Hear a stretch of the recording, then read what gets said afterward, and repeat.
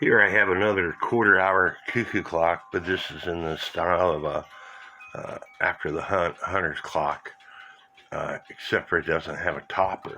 I do, however, have a topper that belongs to another clock. It's this topper right here, but that is the size of the other clock. And the other clock plays music. Let me get it real quick. This is the other clock.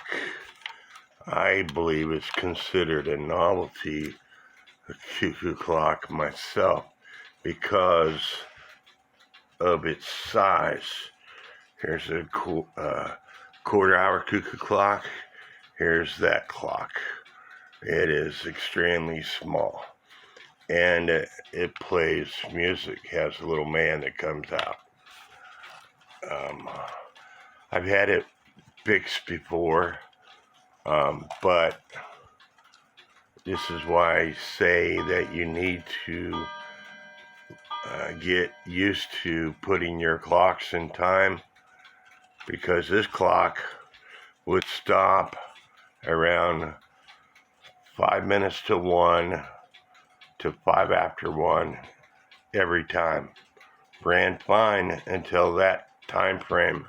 And what happens is when the clock is not in time at the 12:30 time frame, and let me move this over to 12:30. If I can get it over there.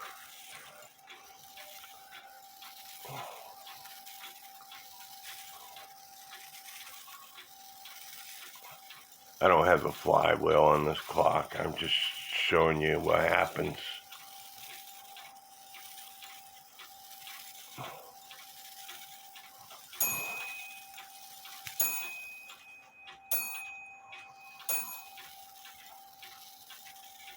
If I can get it over there. At the 12:30 mark, if this rack is not set properly at 12:30, it will strike, and then as the time goes on, this rack will come up and it will catch the snail, and it will stop your clock. So if it's not timed just right, it will stop your clock about the 5 minutes till the 1 in that area. So that's why it is important to time your clocks. And I had to learn that working on this small clock. And so as you can see, there's music in there. It is such a pain to get to, pain to work on. But getting back to this quarter-hour cuckoo clock, hunter's style, it needs bellow repair. The left bellow is working, except for it's coming apart, and the right bellow is all shot up.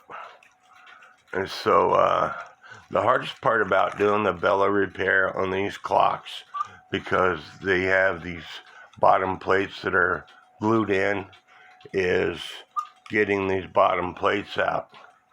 And so I'm thinking with my master mechanic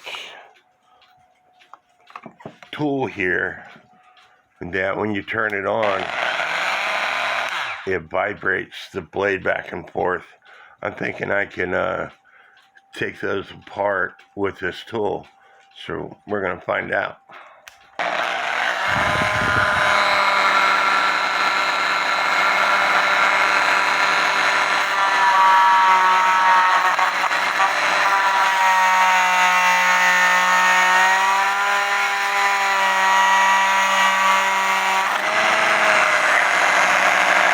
And there it is, as simple as that.